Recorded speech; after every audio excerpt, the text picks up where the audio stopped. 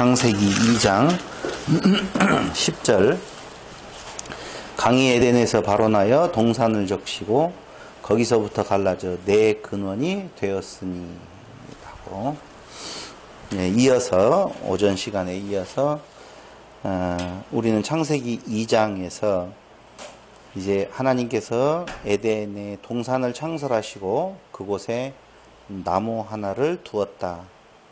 근데 그 나무는 바로 생명나무와 선악을 알게 하는 나무도 있더라 이렇게 되어져 있지만 사실은 한 그루의 나무라고 표현하고 있고, 이걸 우리가 생각하고 있는 가든이라고 하는 개념이 아니라 성소로 봐야 된다 라고, 성소의 중앙에 하나의 나무, 즉 율법이 있게 되어지는데요. 그 율법은 생명나무로 먹을 수도 있고 선악지식나무로 먹을 수도 있다. 선악지식나무로 먹는 날에 죽는다 라고 하는 말씀이 2장 8절로 9절에 나와 있는데, 9절에 나와 있는데 거기 15절로부터 보면은 바로 그 사람을 이끌어, 사람을 지었다라고 나오는데 그 사람을 이끌어서 에덴 동산에 두사, 그것을 다스리며 지키게 하셨다라고 하죠. 다스리며 지키게 하신다라고 하는 개념도 지난번에 말씀을 드렸어요. 그래서 나무 가꾸던 자다라고, 나무를 잘 가꿔야 돼요.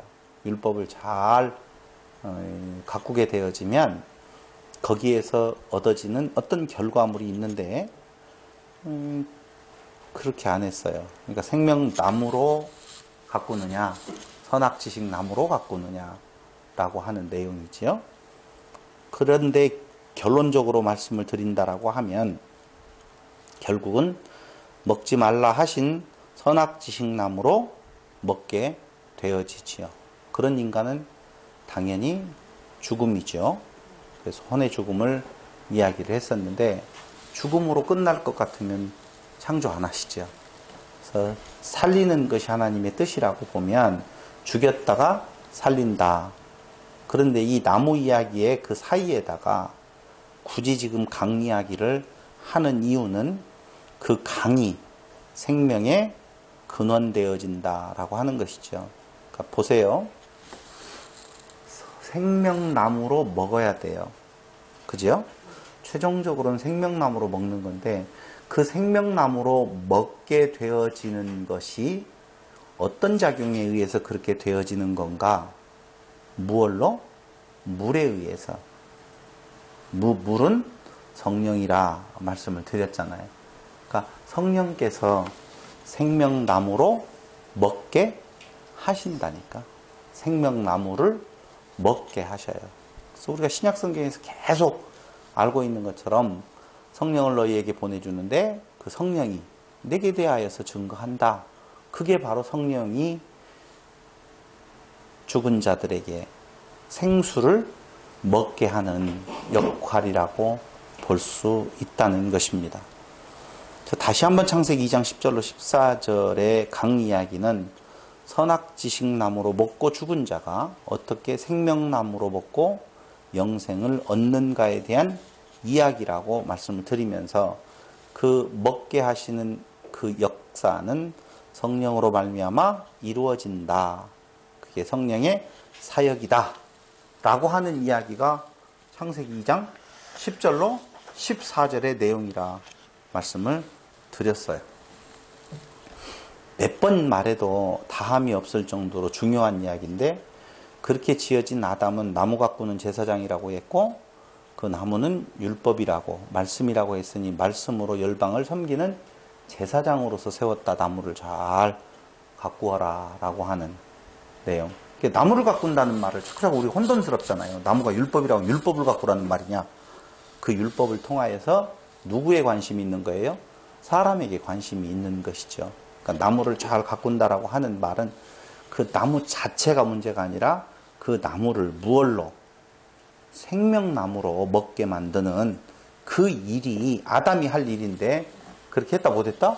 못했다는 것이죠. 생명나무로 안이 되어지고 선악 지식나무로 먹었다는 것이죠. 그럼 생명나무로 먹게 되는 것은 성령의 역사만이 가능하다. 그래서 뭐다? 은혜다라고 하는 거예요.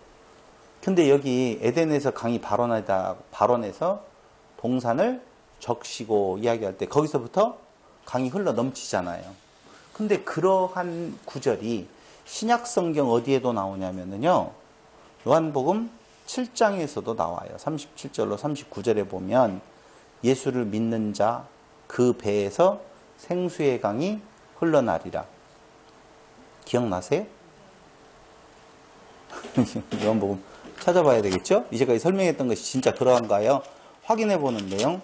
요한복음 7장 37절로 39절에 보니 거기 그렇게 나오네요. 명절 끝날 곧 큰 날에 예수께서 서서 외쳐 가라사대 누구든지 목마르거든 내게로 와서 마시라. 의에 줄이고 목마른 자 어디에 나와요? 마태복음 산상수훈에 나오죠. 지금 신학교에서 강의하고 있는 내용이 산상수훈인데 여기까지 안 나갔어요. 어디까지 나갔냐면 심령이 가난한 자 복이 있나니 애통하는 자 복이 있나니 거기까지 했어요. 지난주에. 이번 주 다음 주에는 의에 줄이고 목마른 자 이거 나올 거거든요. 근데 의에 줄이고 목마른 자 어떻게 하라고? 여기 목마른 자는 어떻게 하라? 오라고 그랬잖아요. 나오죠? 7장 몇 절? 37절. 누구든지 목마르거든 내게로 와서 마시라. 그럼 그 마시는 것이 뭐예요? 나를 믿는 자라고 되어 있죠. 거기 심령이 가난하다, 그 다음에 애통하다라고 하는 내용들도 우리가 생각하고 있는 것처럼 그런 걸 말하는 거 아니에요. 심령의 가난함, 애통하는 것 다 신령한 의미를 가지고 있어요. 여기에 의에 주르고 목마르다라고 하는 것도 마찬가지예요. 그냥 내가 그 물이 없는 기갈이 아니고 먹을 것이 없는 기근이 아니라 그럼 무엇을 지금 말하고 있는 건가? 뭔가 근원적인 뭐가 있어야 돼요. 봐봐요. 심령이 가난한 자는 무엇하니? 복이 있나니. 근데 그 복이라고 하는 말이 우리는 복하면 뭐만 떠올라요? 베리트, 베라카 기억나요? 많이 배웠었잖아요. 근데 그때의 그 심령이 가난한 자는 복이 있나니 라고 할 때 그 복은요 마카리오스라고 하는 헬라어를 써요. 근데 이 마카리오스라고 하는 헬라어는 히브리어 단어 중에서 보면은 어떤 단어하고 동급으로 쓰이냐면은 에세르라고 하는 단어하고 동급으로 쓰여요. 헬라어의 마카리오스는 히브리어의 에세르를 번역할 때 마카리오스라는 단어를 써요. 근데 히브리어에 무슨 단어도 마카리오스라고 번역을 해서 쓰느냐라고 하면 우리가 잘 알고 있는 복 하면 뭐가 떠오른다고요? 단어? 베라카라고 하는 단어가 떠오르죠? 네? 근데 그 단어를 헬라어로 번역할 때도 마카리오스라는 단어를 써요.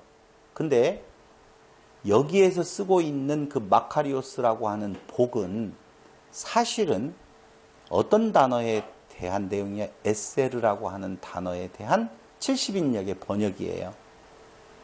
그 에세르는 기쁨, 행복. 실질적으로 복이라고 쓰여진 마카리오스도 복된이라는 말이 있지만 정확한 뜻은 행복하다 그런 뜻이거든요. 그러니까 심령이 가난한 자는 뭐가 있다? 복이 있다. 그 말은 그 심령이 가난한 자에게는 행복하다, 기쁨이 있다 그런 뜻이에요. 됐죠? 애통하는 자는 복이 있나니 그 말은 애통하는 자는 기쁨이 있다, 행복이 있다 그 말이라고요.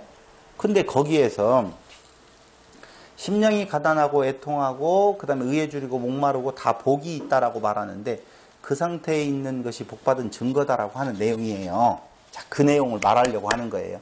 근데 그 배에서 어떻게 생수의 강이 흘러나리라 라고 이야기하잖아요. 어느 때에 생수의 강이 흘러나는 건가? 누구든지 목마르거든 내게로 와서 마시라. 나를 믿는 자라고 나와 있어요. 나를 어떤 자? 믿는 자는 그 배에서 무엇이 생수의 강이 넘쳐난다. 근데 그 믿는 자, 어떤 자가 믿음 안에 있었을 때, 목마른 자가 믿음 안에 있으면 그 배에서 생수의 강이 넘치니 목마름이 해갈이 되겠죠. 그래서 예수님께서 내가 다시는 목마르지 아니하는 물을 너에게 주겠다라고 이야기하잖아요.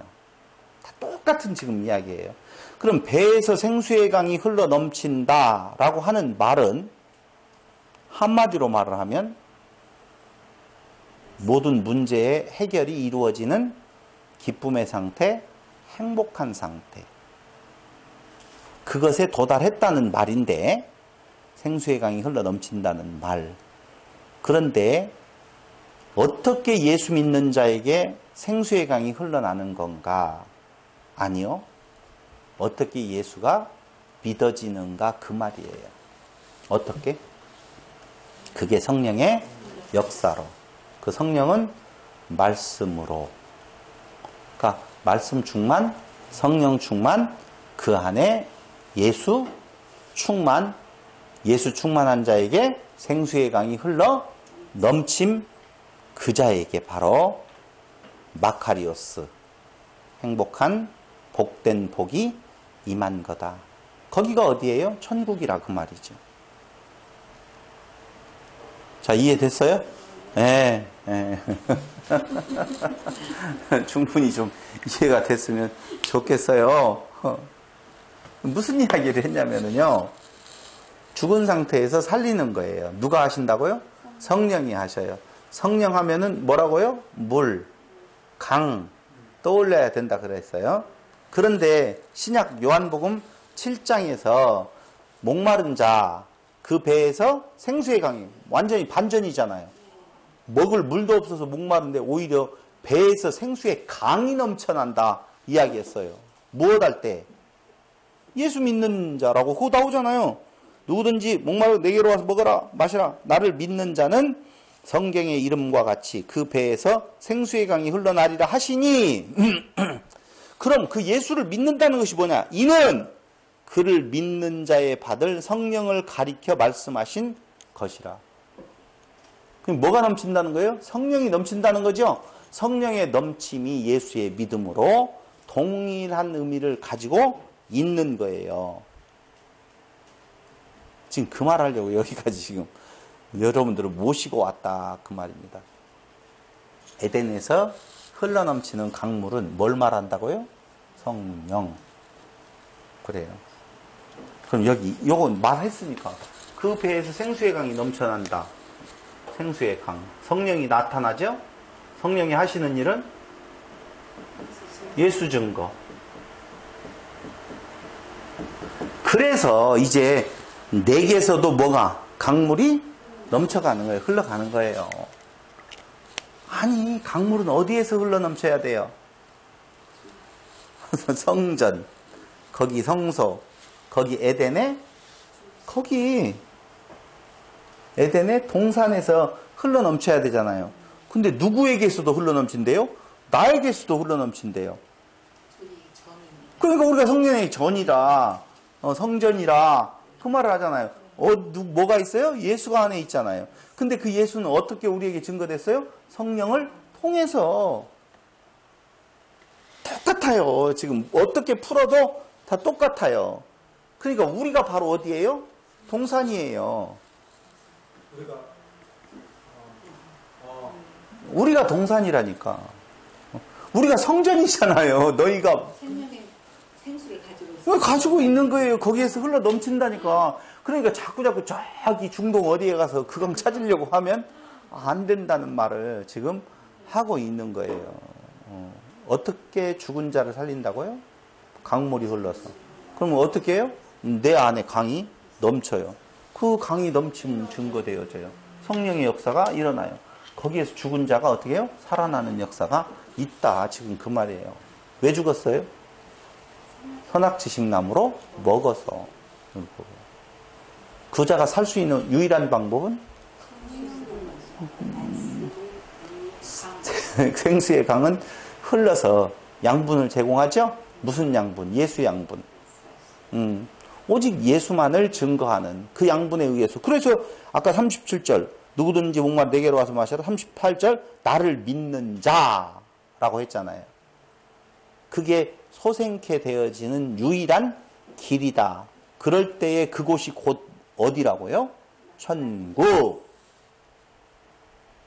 에세르, 마카리오스, 기쁨의 나라, 행복의 나라라고 하는 거예요. 그럼 당연히 4대 강은 이제 어떤 상태에 있는 것인 건가? 첫째 강, 둘째 강, 셋째 강은 피곤한 상태에 있겠죠. 죽음의 상태에 있는 곳에 강물이 흘러 넘친다. 첫째 강, 비손이지요? 히브리어 피숀인데요. 거기에 쏟아져 나오는 물, 넘쳐 흐름, 막 물이 쏟아져 나오는 물이라는 뜻이 있어요. 두 번째 강, 기혼, 넘쳐 흐르는 용솟음 치는. 봐봐요. 쏟아져 나와요. 기혼은 용솟음 쳐요. 세 번째, 셋째 강, 히데겔, 급류의 물, 빠른 물이라는 뜻이에요. 자, 거기 이해됐죠? 그러니까 지금 세상에 그 타락한 땅에는요, 죽어 있는 것까지가 않다니까요. 굉장히 뭔가가 있는 듯한, 생동하는 듯한 모습이 보여져요. 그러나 사실은 그 땅이 어떤 땅이다? 죽은 땅이에요. 그러니까 그곳에 어떻게 해요? 쏟아져 가고, 넘쳐 흐르고, 급류와 같이 그곳으로 물이 흘러간다. 그 말이에요. 다시요. 첫째 강 비숀이지요. 그 비숀 강이에요. 그 강이 쏟아져 들어가요. 비숀 강. 어디에? 하윌라 온 땅에. 자.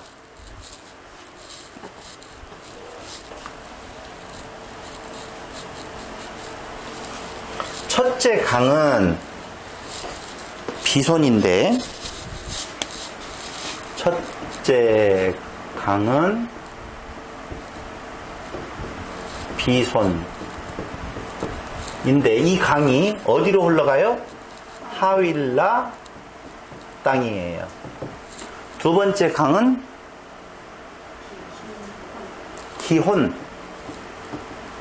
기혼인데 어디로 흘러가요? 구스. 셋째 강은 히데겔. 어디로 가요? 거기 다 해석이 그렇게 되어졌구나. 저는 아수르. 넷째 강은 유브라데. 근데 어디로 흘러간다는 거 있다 없다? 없어요. 자. 근데 이 하윌라라고 하는 그 뜻은 무엇냐라고 하면, 하윌라는 그은 땅이에요. 모래땅이라는 뜻이 있어요. 모래땅. 하윌라 무슨 땅? 모래땅이에요.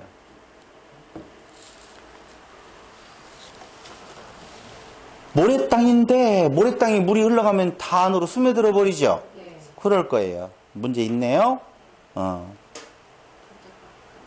근데 거기 하윌라 땅을 설명을 할 때 보니 뭐라고 나와 있느냐라고 하면 금 이야기가 나와요. 금이 있는 하윌라 온 땅에 둘렸으며 그 땅의 금은 무슨 금이라고요? 정금이요. 그곳에는 베델리엄과 호마노도 있더라. 이렇게 나오지요. 베델리엄은 뭐예요? 진주도 있고 호마노도 있다라고 나오지요. 자, 우리 잘 한번 생각을 해봐요. 뭐가 떠오르느냐라고 하면, 정금하면 정금과 같이 나온다. 단련한 해 그 정금으로 무엇을 해요? 두들겨 펴서 뭔가를 쌓여. 그러니까 모래 그 상태로만 있으면 문제가 되겠죠. 여기 모래라고 표현한 이유는요, 우리가 이삭과 이삭과 이스마엘이라고 이야기를 할 때 아브라함에게 내 자손을 하늘의 별과 같이 땅에 바다의 모래같이라고 하지요. 근데 그 하늘의 별 할 때에 누가 나와요? 어떤 존재가 하나 나와서 별들에게 절하는데요. 별들에게 물어봐. 요셉 나오잖아요. 별 나오잖아요. 택한 자의 전형인데요. 근데 그 별이라고 한 별과 같이 많게 하겠다라고 하는 것은 이삭의 자손이고, 모래수와 같이 많게 하겠다라고 하는 말은 아브라함에게서 두 족속이 나오게 되어지는데, 한 족속은 이삭 족속이고 한 족속은 이스마엘 족속이에요. 이스마엘 족속은 모래 땅으로 표현하고 있고, 이삭은 별의 존재예요. 그래서 지금 여기 하윌라 온 땅이라고 하는 내용이 진짜 누구의 땅인가? 이스마엘 족속의 땅이에요. 이스마엘 족속. 창세기 25장 17절로 18절. 창세기 25장 17절로 18절.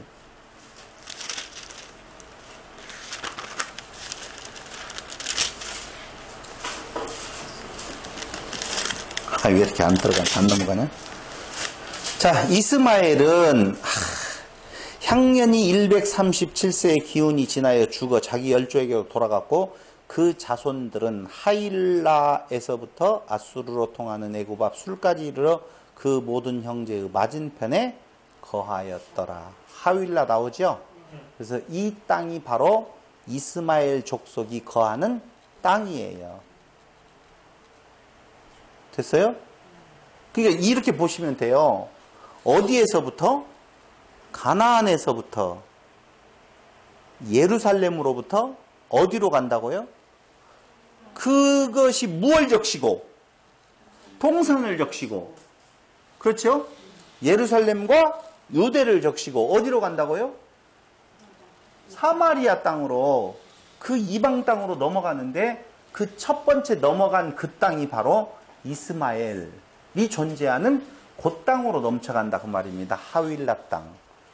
그러니까 어디에서부터? 동산으로부터 이방으로 가는데, 그 첫 번째 이방에 흘러가는 그 땅이 하윌라 땅으로 가는 무슨 강? 비손강이라고 보시면 되지요. 어떻게 간다고요? 쏟아져 나오는 물처럼 넘쳐 흐름과 같이 간다 그 말이에요. 글로 그렇게 보내지요. 욥기서 23장 10절에 보면, 욥기서 23장 10절에 보면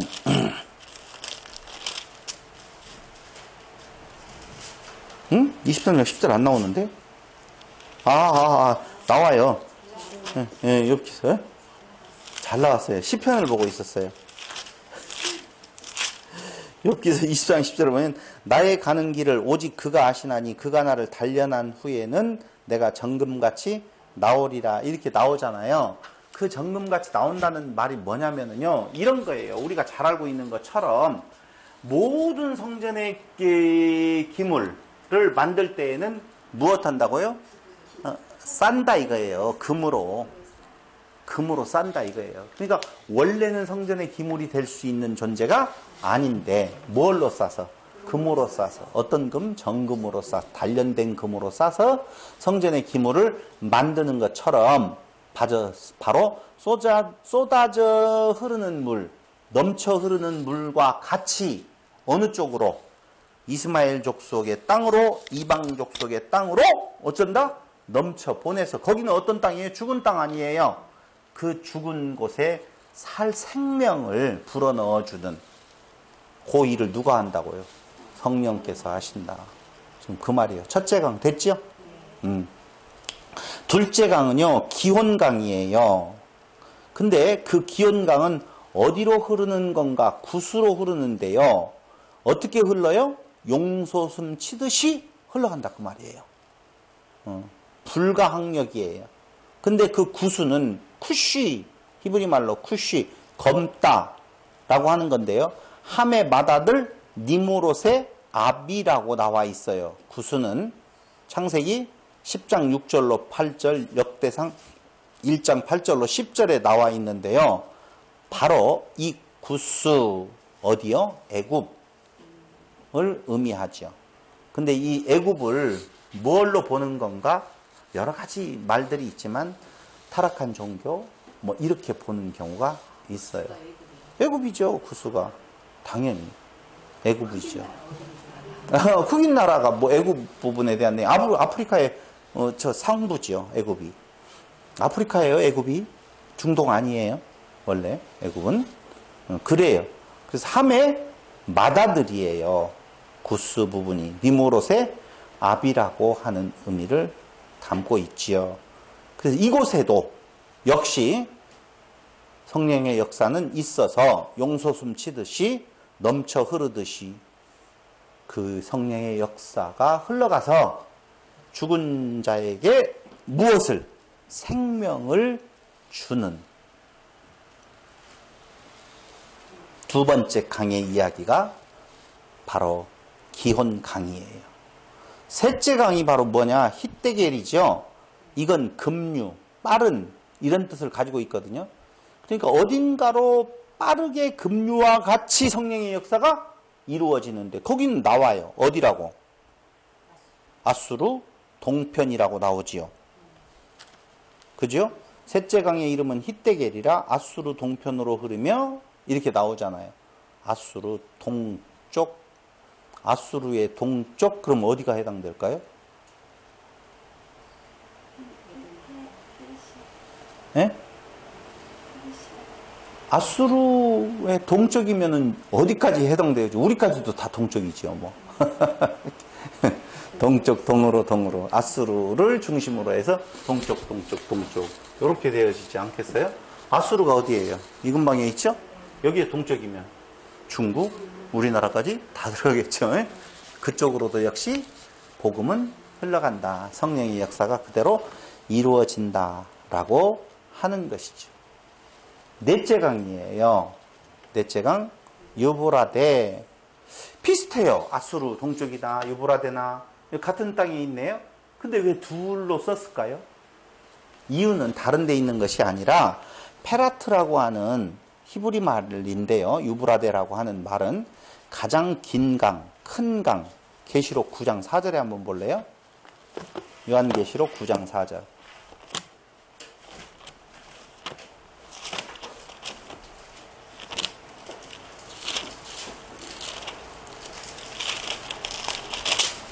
(9장 4절에) 보니 저희에게 이르되 땅에 풀이나 푸른 것이나 9장 제가 4절이라고 그랬죠?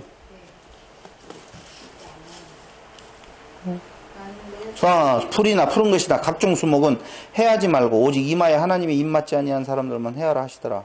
엄마? 유브라데가 거기가 아닌데? 14절. 4절이 아니라 14절. 13절. 여섯째 천사가 나팔을 불매 내가 들으니 하나님 앞 금단 넷불에서 한 음성이 나서 나팔 가진 여섯째 천사에게 말하기를 큰 강 유브라데에 결박한 네 천사를 놓아주라 라고 나오지요. 근데 이 유브라데라고 하는 것이 무슨 강이라고 지금 나온다고요? 큰 강이라고 나온단 말이에요. 그 말 빼려고 지금 여기 이야기했어요. 가장 긴 강, 큰 강이라는 뜻이 있거든요. 근데 이게 사전에 보면 가장 비옥한 토양이라는 뜻도 담겨져 있어요. 유프라데스 강 유역, 4대 문명 발상지, 티그리스 강, 유프라데스 강 이야기하죠. 여기가 비옥한 땅이다, 가장 큰 강이다, 가장 긴 강이다 라고 하는 건데, 번영을 이룬 안정적인 경제가 이루어진 이런 뜻을 가지고 있어요. 근데 여기에 하나 무슨 뜻이 담겨져 있냐면은 열매를 맺다라고 하는 뜻도 담겨져 있어요. 그러니까 잘 보세요. 첫째 강, 둘째 강, 셋째 강이 성령의 역사라고 그랬잖아요. 그게 죽어있는 곳에 어디로부터? 예루살렘으로부터 어디야? 유다와 사마리아와 땅끝까지 이렇게 네 단계 거쳐가죠. 그 다음에 어디에서부터? 동산 중앙으로부터 적시고, 동산을 적시고, 에덴에서 발원하여 동산 중앙을 적시고. 에덴은 무슨이라고 써요? 무슨 땅? 에덴이? 에덴의 의미가 뭐라고 그랬어요? 기쁨의 나라. 그렇게 이야기했잖아요. 똑같아요. 그러니까 그 에덴 부분에 대한 내용이 있어. 아까 기쁨, 행복 이야기를 했잖아요. 지금 똑같이 복의 나라예요. 거기 복이 흘러가요. 복이 흘러간다니까. 근데 그 내용이 에덴에서 발원하여 어디를 적신다고요? 동산. 그 기쁨의 소식이 어디로 먼저? 유대인들에게. 그 다음에 어디에게요? 이방인 중에서 사마리아에게. 그리고 이방으로 흘러 넘쳐가는데, 문제는 다 죽어버린 곳이에요. 다 죽은 곳인데 살려내는 역사가 지금 강의 흐름을, 강물을 통해서, 그래서 생명나무가 소성하더라 라고 하는 내용이 있잖아요. 나무가 소성이 되어지는데 무엇도 맺어져? 열매도 맺어져. 무엇도 있어? 이파리들도, 잎사귀도 막 무성하게 지금 되어져 있어요. 그런데 그렇게 되어지는데 그때에 뭐가 이루어진다고요? 열매가 이루어지는, 열매를 맺혀지는. 그러니까 이 유브라데는 특별한 지역이 나와요, 안 나와요? 안 나와요. 그 모든 지역에서 무엇 하더라? 봐봐요. 하윌라, 누구? 이스마엘, 가까운 애굽, 연관 있죠? 아수르의 동쪽 모든 나라. 그죠?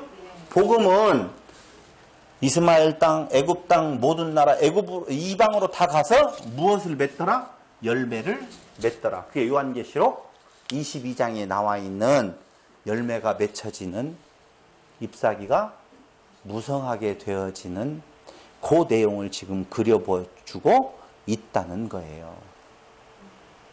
그게 오늘 강이야기의 의미예요. 보세요. 결론적으로 말씀을 드린다라고 보면 선악지식나무로 먹어요. 그게 하나님의 뜻이에요. 이유는 선악지식나무로 그걸 먹지 아니하고 생명나무로 먹으면 자기가 선택해서 자기가 먹은 것이 되어서 은혜가 없잖아요. 근데 선악지식나무로 먹고 죽어버린 자를 누가 하나님의 전적인 은혜로 말미암아 성령의 역사로 그 물이 흘러가서 성령이 가서 그 일들을 살려내는 일들을 한다라고 하는 거죠. 그때에 그 쓰이는 도구 중에 하나가 바로 뭐예요? 성도들이라 그 말입니다. 그가 뭔 나무가 되어서? 생명나무가 되어서. 내가 왜 생명나무예요? 씨의 열매가 있잖아요. 씨 가진 열매 맺는 나무 되어졌잖아요. 씨 가진 열매 맺는 나무. 그래서 그 씨 가진 열매는 무슨 열매? 무슨 씨? 그리스도의 씨. 무슨 열매? 그리스도 열매. 그것밖에는 없어요. 다른 거 없어요. 다른 것 전하는 순간 그건 가짜예요. 가짜예요. 그래서 오늘 창세기 2장에 나와 있는 무슨 내용? 나무와 강에 대한 이야기는 죽어버리고 그 죽은 자를 어떻게 살려낼 것인 건가에 대한 내용의 복음이 거기에 잘 드러나 있다라고 하는 겁니다. 시편 46편 4절을 한번 볼래요? 거기도 역시 사방군대로 나누어 흐른다는 내용이 나오죠. 시편 46편 4절 정리 딱 하면 되죠. 1절부터 하나님은 우리의 피난처시오 힘이시니 환난 중에 만날 큰 도움이시라. 그러므로 땅이 변하든지 산이 흔들려 바닷 가운데 빠지든지 바닷물이 흉용하고 뛰놀든지 그것이 넘침으로 산이 요동할지라도 우리는 두려워 아니하리로다. 자, 지금 상태는 무슨 상태예요? 죄에 대한 죽어있는 상태라고 말하죠. 두려움이 있죠. 근데 그때의 4절에 보니 한 시내가 있어 나뉘어 흘러. 아니, 바닷 가운데 빠져 바닷물이 흉용하고 뛰놀던데 그곳에 뭐가 있어? 시내가 있어. 아니 게임이 돼요? 아니 바닷물이 막 하는데 시내가 쫄쫄쫄쫄 흐르는데 그걸 잠잠하게 하냐고요. 이게 그런 말이 아니라는 거예요, 지금. 한 시내가 있어 나뉘어 흘러. 한 시내가 있어 나뉘어 흘렀대요. 뭘 연상? 창세기 2장 10절에 대한 내용. 거기서부터 나뉘어 흘러 하나님의 성, 곧 지극히 높으신 자의 장막의 성소를 기쁘게 하도다. 기쁨의 장소 이야기했죠. 성소를 기쁘게 한다. 뭐가? 강물이. 왜? 나무에게 생명을 공급하니까. 자, 충분히 이해됐습니다. 시편 1편에 보세요. 너무너무 잘 알고 있는 우리 3절. 그런데 1절부터 봐요. 복 있는 사람은 악인의 꾀를 쫓지 아니하며 죄인의 길에 서지 아니하며 오만한 자의 자리에 앉지 아니하고 오직 여호와의 율법을 즐거워하여 그 율법을 죄하러 묵상하는 자로다. 묵상했더니 거기에서 뭐가 넘쳐요?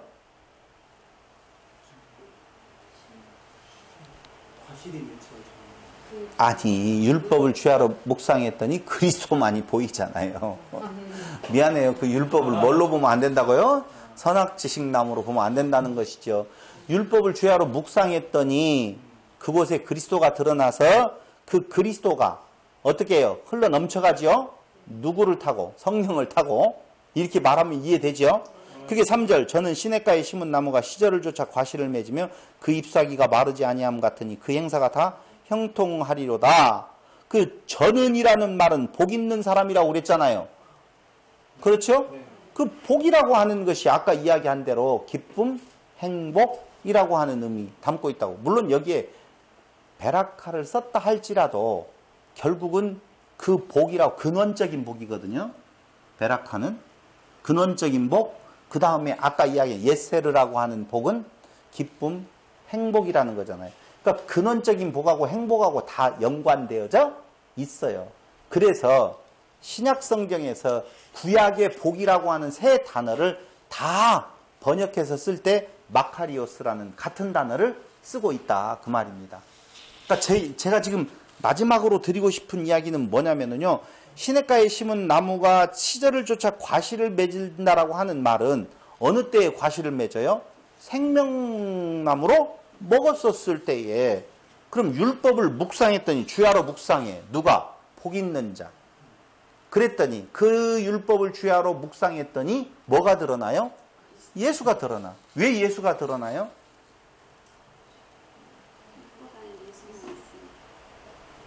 중요한 질문인데 왜 예수가 드러나요? 왜 예수가 안 드러나요? 내가 할 수 있다고 생각하면 예수 필요 없음. 내가 할 수 없는 존재로 보여지면 예수밖에는 없음. 그 말이에요. 그러니까 율법을 주야로 묵상했더니 누가? 복 있는 자. 그러니까 율법을 주야로 묵상하는데 할 수 있는 것으로 보여지는 것은 복 없는 자. 할 수 있는 것으로 보여지면, 해석되어지면, 할 수 없는 것으로 해석되어지면 복 있는 자. 그게 할 수 없다는 자가 누구예요? 심령이 가난한 자. 심령이 가난하기 때문에 할 수 없기 때문에 나오는 건 뭐밖에 없어요? 애통밖에는 없어요. 그게 애통하는 자. 복이 있다. 그런 말이에요, 지금. 3절에 대한 내용이. 그 저는 누구? 복 있는 사람은 심령이 가난한 자, 애통하는 자, 의에 줄이고 목마른 자. 그는 율법을 주야로 묵상했더니 시냇가에 심은 나무가 시절을 쫓아 과실을 맺으며 그 잎사귀가 마르지 아니함 같게 되어졌다. 그 행사가 다 무엇하다? 형통하다. 어디가 떠올라요? 요한계시록 22장 거기가 떠오르잖아요. 쫙 흘러가는데 생명나무가 무성하게 되어지고 열매가 맺혀지는 그 뭐. 근데 그게 나이면서 나는 다시 또 어떻게 해요? 생명나무가 되어서 강을 흘려보내주는, 거기서부터 또 다시 근원이 되어서 흘려넘겨주는, 거기에 근원이 된다. 내 강의 근원이라고 하는 것이 나오잖아요. 못 봤어요? 아까? 2장. 근원이 되었으니, 갈라져 내 근원이 되었으니 강이 근원이 되어진다라고 이야기를 하잖아요. 그러니까 거기서부터 밖에는 생명이 없어요. 그거 외에는 다른 생명을 받을 길이 없다라고 보시면 돼요. 시냇가에 심은 나무 시절을 조차 어떻게 잎사귀가 마르지 아니함 같이 열매를 맺게 되는데 어떤 자요? 오직 여호와의 율법을 묵상하는 자로다. 그러니까 물은 성령, 성령은 말씀, 말씀은 생명.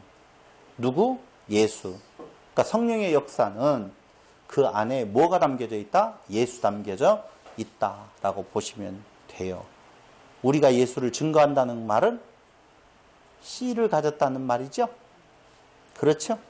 씨가 가졌다는 거예요. 그러니까 우리가 예수를 증거할 때에 오직 그리스도만을 증거하게 되어지는데 그것도 누구의 역사냐? 성령의 역사다라고 하는 겁니다. 자, 에덴. 먼저 동산을 적시고 갈라져서 이방으로 흘러가 죽었던 자들에게 생명을 공급해 주는데 거기가 근원, 머리, 근원이 되었다.